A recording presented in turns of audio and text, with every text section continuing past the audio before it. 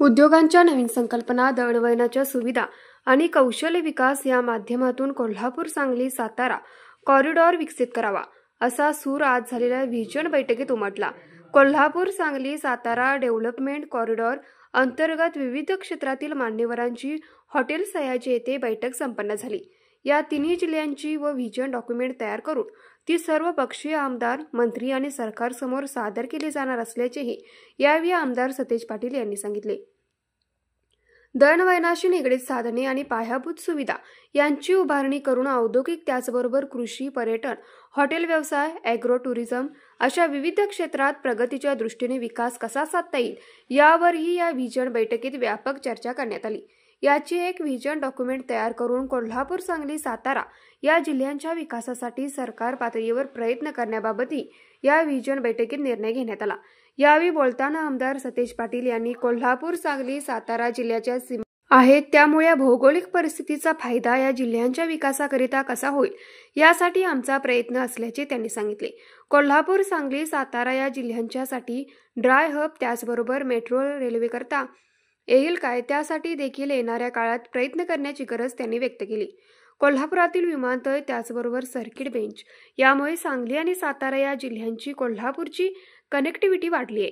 त्यामुळे पुढील 15 वर्षातील विकासाचे नियोजन करूया, असे आवाहनही आमदार सतेज पाटील यांनी केले.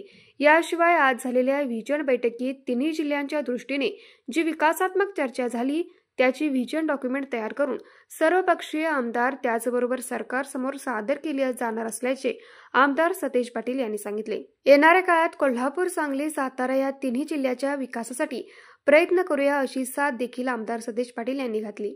कृषी उत्पादनाची जलद वाहतूक तसेच कृषी पर्यटन यावरही अधिक भर देण्याची मागणी करण्यात आली. एकूणच निसर्गाशी सुसंगत आणि मानवी मूल्याशी सुसंगत कोल्हापूर, सांगली, सातारा जिल्ह्यांच्या विकासाचे मॉडेल तयार करण्याबाबत अनेकांनी आपले विचार मांडले. सांगली जिल्ह्यातील चितळे उद्योग समूहाचे गिरीश चितळे, महाराष्ट्र चेंबर ऑफ कॉमर्सचे सदस्य, सांगली जिल्ह्यातील रवींद्र भानगावे, सांगली जिल्ह्यातील किशोर पटवर्धन, वसंतदादा पाटील इन्स्टिट्यूटचे चेअरमन सचिन पाटील, सांगलीतील मराठा उद्योग क्रांती संघटनेचे चंद्रकांत पाटील, त्याचबरोबर कोल्हापूर हॉटेल मालक संघाचे अध्यक्ष उज्ज्वल नागेशकर, कोल्हापूर चेंबर ऑफ कॉमर्सचे माजी अध्यक्ष आनंद माने, कोल्हापूर क्रीडाईचे अध्यक्ष के.पी. खोत, क्रीडाईचे माजी अध्यक्ष राजीव पारिक, कोल्हापूर चेंबर ऑफ कॉमर्सचे अध्यक्ष संजय शेटे, ज्येष्ठ पत्रकार श्रीराम पवार आदींनी कोल्हापूर, सांगली, सातारा या जिल्ह्यांच्या विकासासाठी काय करता येईल यावर सूचना केल्या.